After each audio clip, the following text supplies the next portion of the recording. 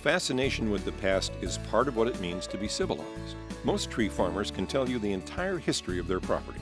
Many of these forests contain artifacts that in fact preserve a piece of that history.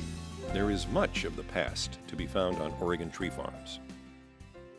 Some of the history that's here is there has been mining done here clear back in the 1800s. They logged here. There were springboard stumps. There is an old cabin on the property that was here when the homesteaders originally came here, the people who owned the place back in 1800, 1900. Our involvement started in 1941. My grandfather he ran a sawmill. We ran the sawmill until they outlawed windblock burners in the early 70s. This is just a few of our collection of old chainsaws here. These particular ones on top are McCulloch 99s, and you can see they have stingers on the end of it, so it's two-man operated power saws. We also have an auger that fits on those. We have some additional home lights and a few other saws in our collection of old chainsaws. We also have a Oregon historic site within the tree farm and along Denny Creek, where Kit Carson and John C. Fremont were camped in 1846 and were attacked by Indians. They did whatever it took to stay alive, and that's quite frankly what they did.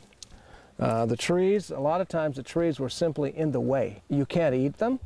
You can only burn so much of it, and you build your house out of it, but after that it's in the way because you needed something to eat. In order to get something to eat, you had to get those dang trees out of the way, and they did. The old growth trees, a lot of them were cut, sold for firewood in Portland, or a lot of them were simply burnt.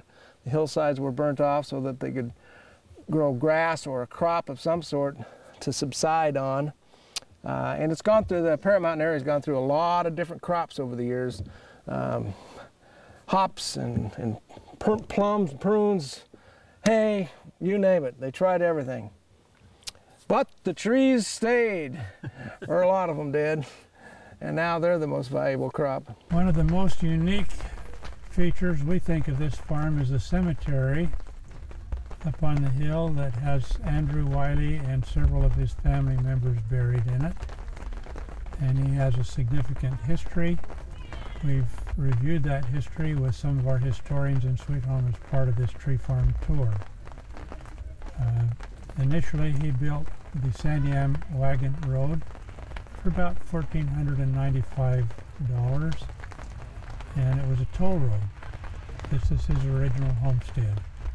And this is the end of the east switchback, which was the OC&E, Oregon, California and Eastern Railroad. It was a logging railroad for a Weyerhaeuser company in Klamath Falls. And the trains, it was a double switchback to get over what they call Switchback Hill now. The other option was to tunnel through, and they decided that was too expensive when they built the railroad in the early 1900s.